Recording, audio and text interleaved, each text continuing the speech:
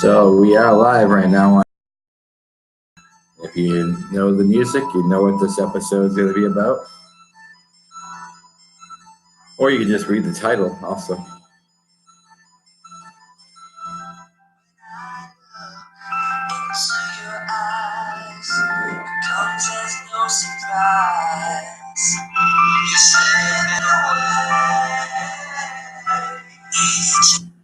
That's right. We're here for Sleepaway Camp. So, Sleepaway Camp 1984, starring the one and only Felicia Rose, by the way, who I just got to meet for the first time ever, which was pretty awesome. I got to meet Felicia. I got to meet Catherine Kamei, who played Meg. The name is Meg, M-E-G, as she says in the movie.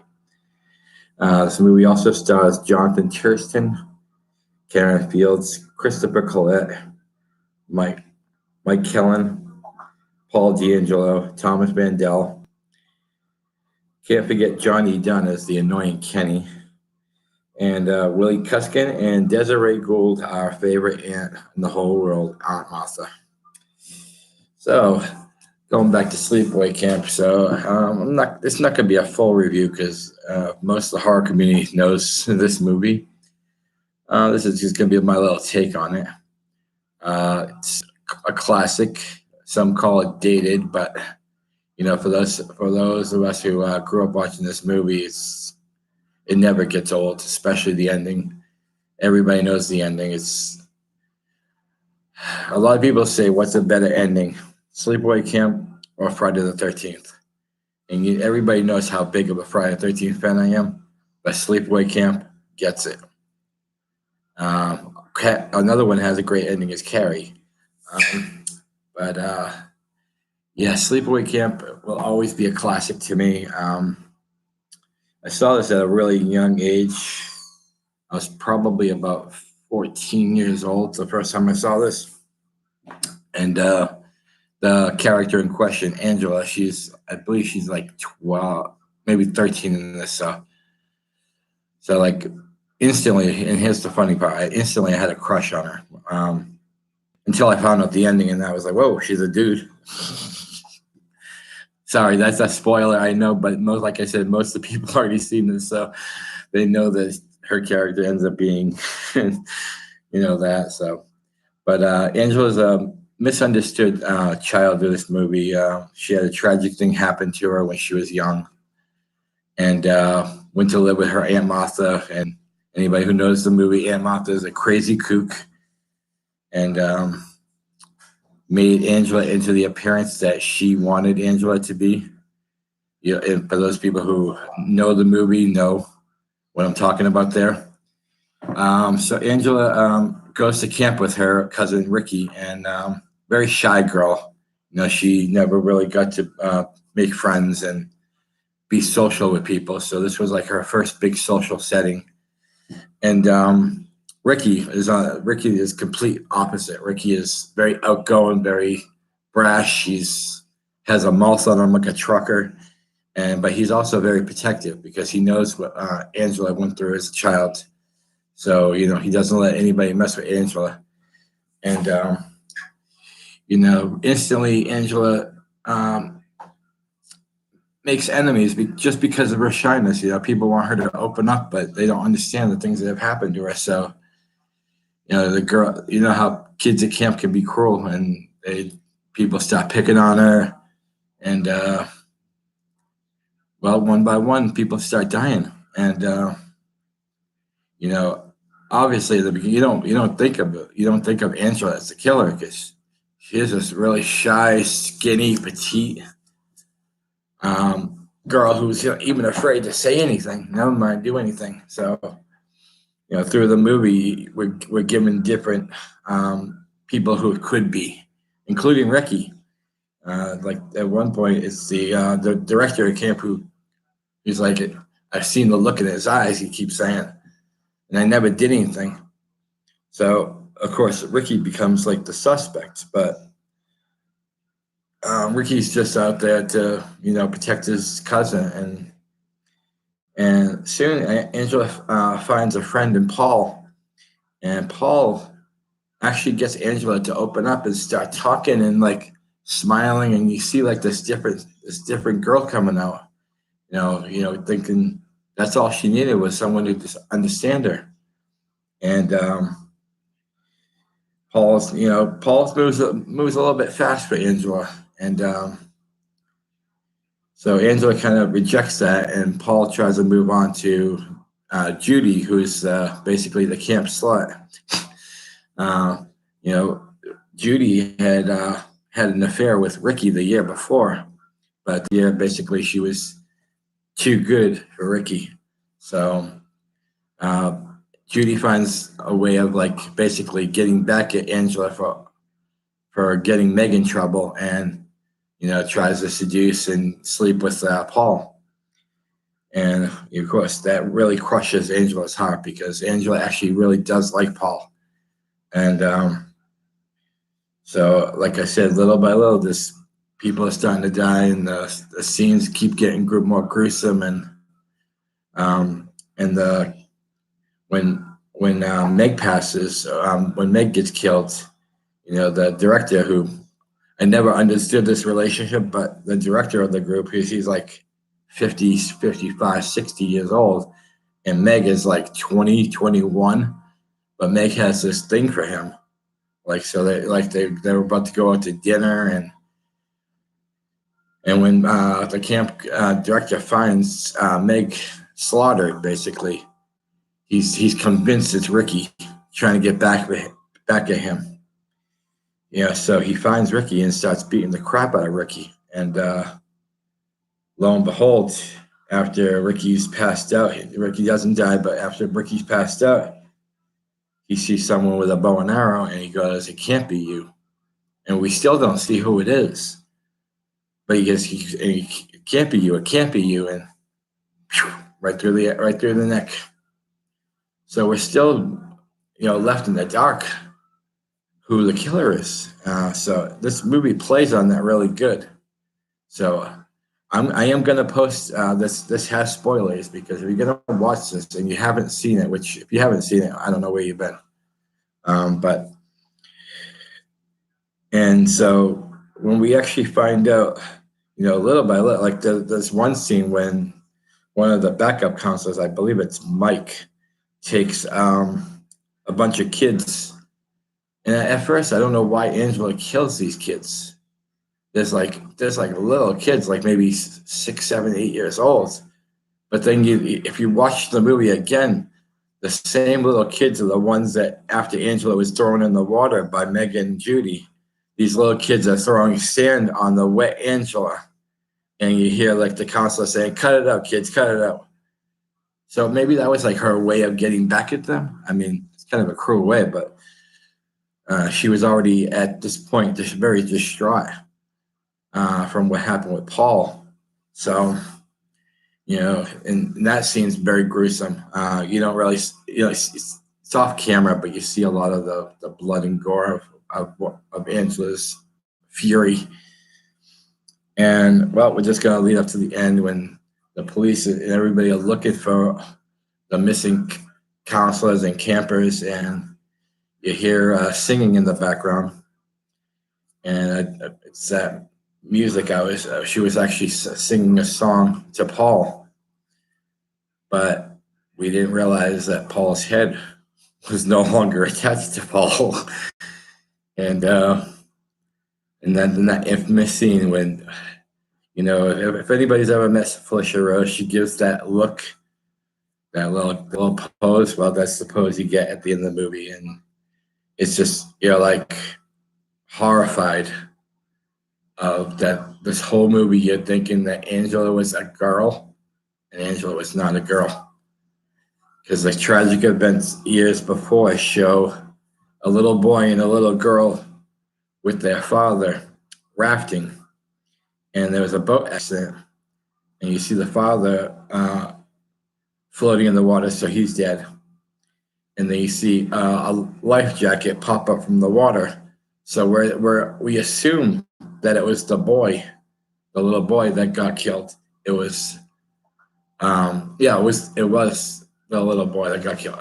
And then Angela's name was actually Peter.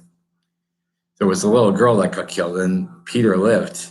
And when Peter went to live with Aunt Martha, remember I said Aunt Martha was kind of a kook, and she already had a boy. She already had Ricky.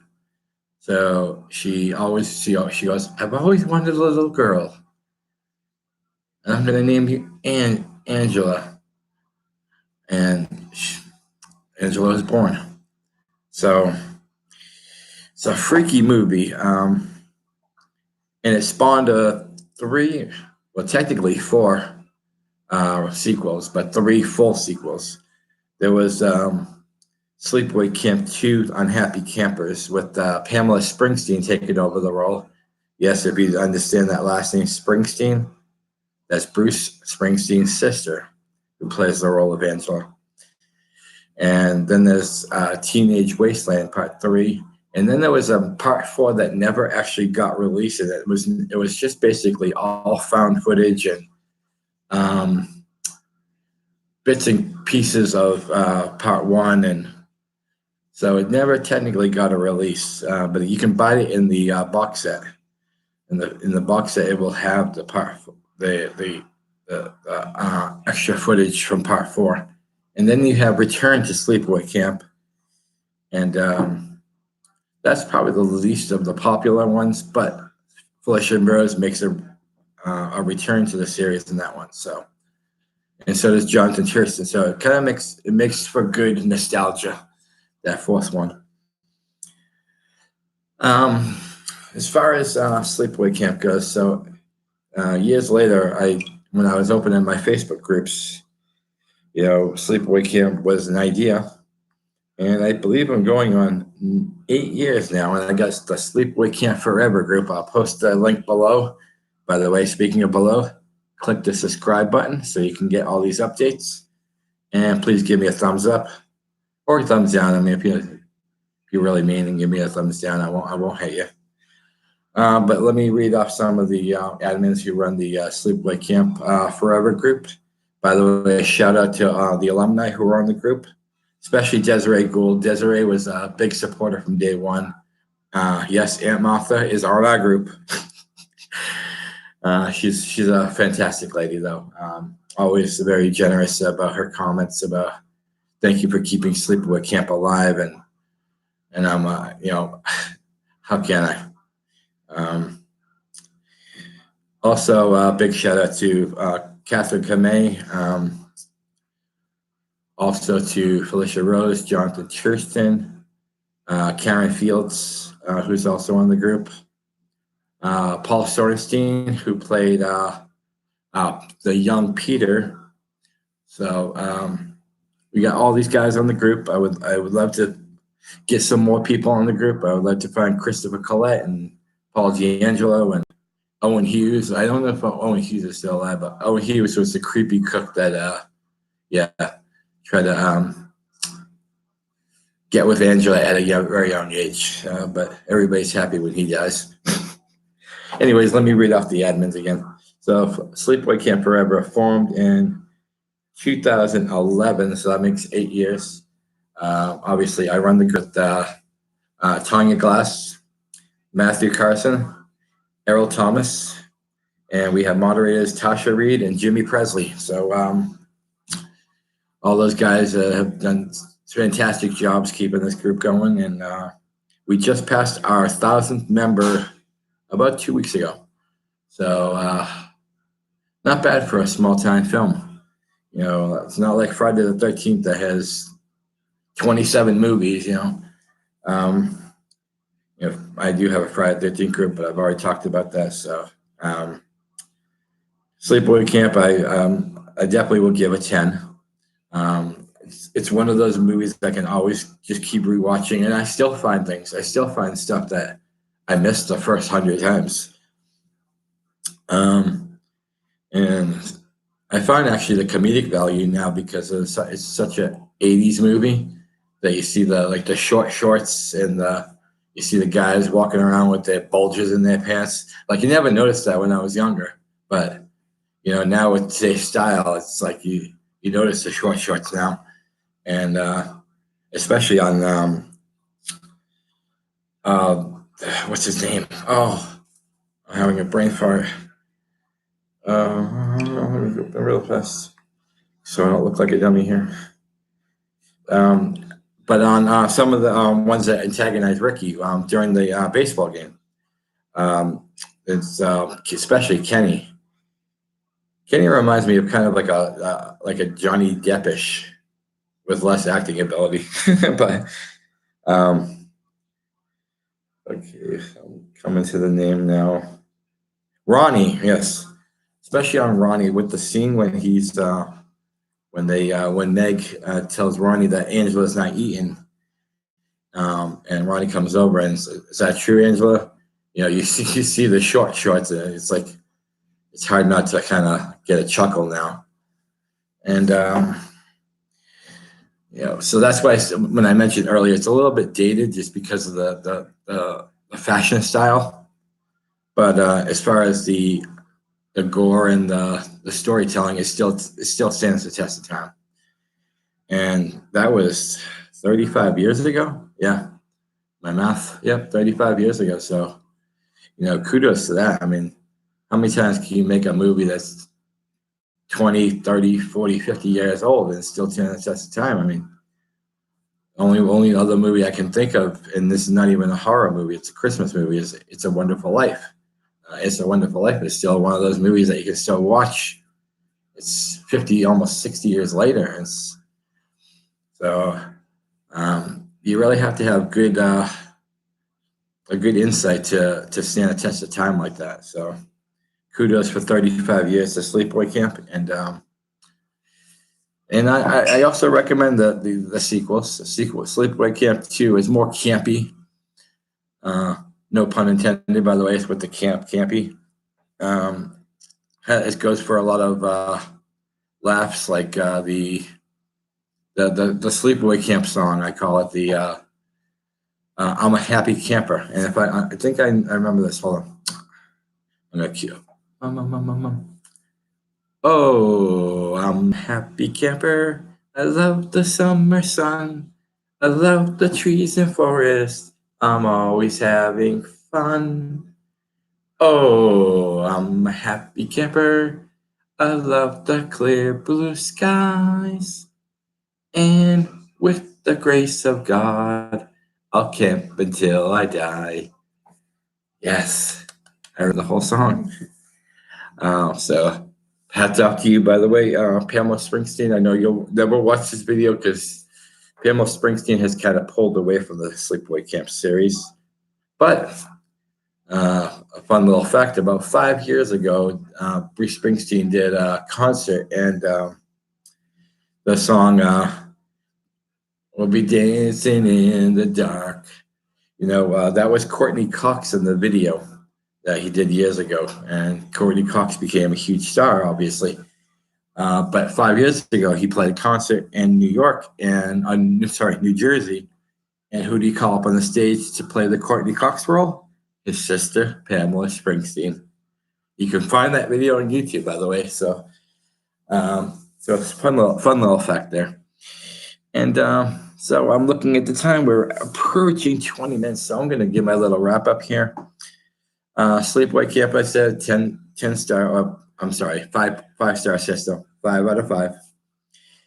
Sleepaway Camp 2, I will still give a 5 out of 5 because it's such a fun movie. Sleepaway Camp 3, it's still good. 4 stars. I love the little rap that she does in part 3, though. It's I don't remember that one, so I'm not singing that one. But it's when she's trying to kill I can't Arab. No, not Arab. I can't remember the guy who likes the rap music. But she figures a clever way of trying to kill him by making a mixtape, throwing it in his tent, and he's listening to it. And she sings a rap about how she's gonna kill him in a couple of minutes. I thought that was kind of a cute one. And then, of course, Return to Sleepaway Camp, like I said earlier, the weakest of the series, but it still has some good nostalgia. So I still give that a good 3.5 stars. So overall, the series is very, it holds up great. And for any day of the next couple of days, we still have 8 more days in Halloween. So just pop in one of those, especially Sleepaway Camp. Can't go wrong. And well, we're hitting the 20-minute point, so I'm going to bid my adieu. And thank you all for watching my horror life again. Make sure you hit that subscribe button, please. That way you get all these updates without me posting on Facebook or Instagram. You can just, it'll give you an update on your YouTube channel that Rob has posted another video, and it goes right to you. So it's all easy, queasy, Japanesey.